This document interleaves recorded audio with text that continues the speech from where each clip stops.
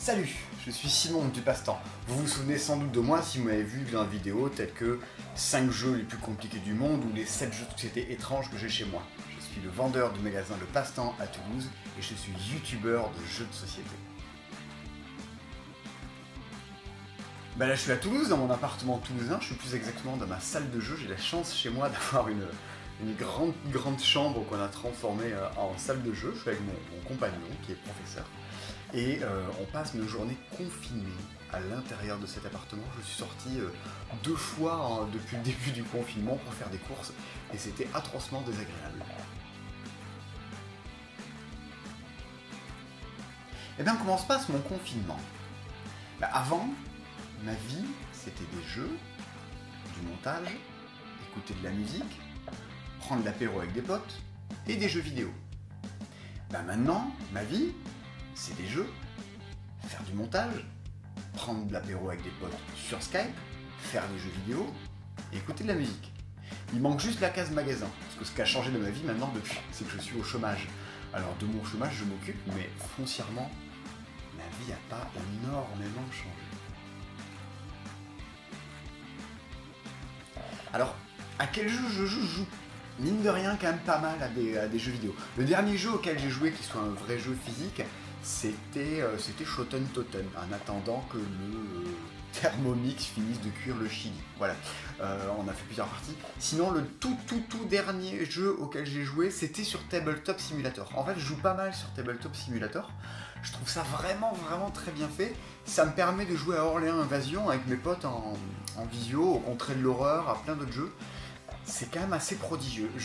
Je l'avais installé et j'avais jamais vraiment joué. Et depuis le début du confinement, j'ai regardé un peu comment ça tournait.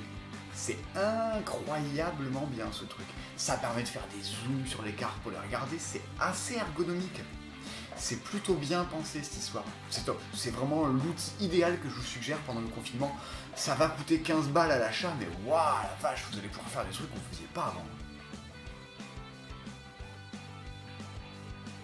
Je sais pas s'il y a un conseil ou une bonne pratique, mais ça nous fait quand même réfléchir pas mal sur la masse de jeux qu'on peut consommer. Alors, moi je suis un vendeur de jeux, je suis ravi de cette consommation de jeux à titre professionnel. Encore que, quand on voit tous les jeux qui sortent, en fait on se rend compte pendant ce confinement qu'on n'a pas nécessairement toujours besoin de courir après des nouveautés. On a ce qu'il faut quand même chez nous. Moi je ne milite pas pour qu'il y ait autant de jeux qui sortent, alors c'est toujours un faux débat parce que tu peux pas empêcher la création d'exister, il y a des gens qui veulent que des choses existent. C'est très bien. Est-ce que pour autant, commercialement on peut tout défendre et est-ce que c'est la peine de tout acheter, de tout vouloir? Je pense que ça nous fera poser la question aussi de la surconsommation. Avant de partir en confinement, on discutait pas mal avec Bruno notamment sur l'avenir de la chaîne YouTube, du magasin de manière générale. Et on se disait on n'aura jamais le temps de faire ça, de faire tout ce qu'on voulait faire. Et bien ce confinement, ça me permet de faire ça, de me dire toutes les vidéos que je voulais faire depuis des années, ça me permet d'avoir le temps de les faire. Parce qu'une vidéo que vous voyez sur notre chaîne YouTube, c'est environ 1 heure par minute de montage, enfin 1 heure de montage par minute de diffusion. Donc là les 2 dernières vidéos que j'ai faites qui faisaient une vingtaine de minutes, j'ai passé une vingtaine d'heures et mine de rien ça vous bouffe une petite semaine de boulot ça. Donc c'est l'occasion de faire ça. Je suis du coup vendeur au chômage mais je suis passé plus youtubeur à plein temps. Il y a pire.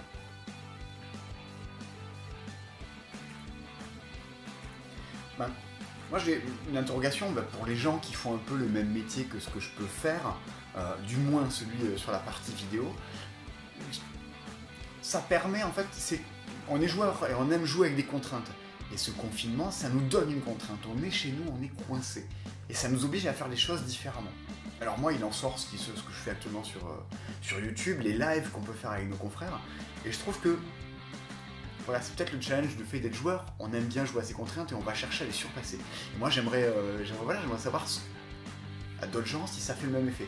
Si cette contrainte, au final, qui peut paraître comme restrictive et comme un peu étouffante, si finalement il en sort pas un peu quelque chose de positif. En tout cas, je trouve que pour moi, c'est humainement ce que je ressens. C'est le cas. je vois pas ça super négativement à titre personnel. Et vous?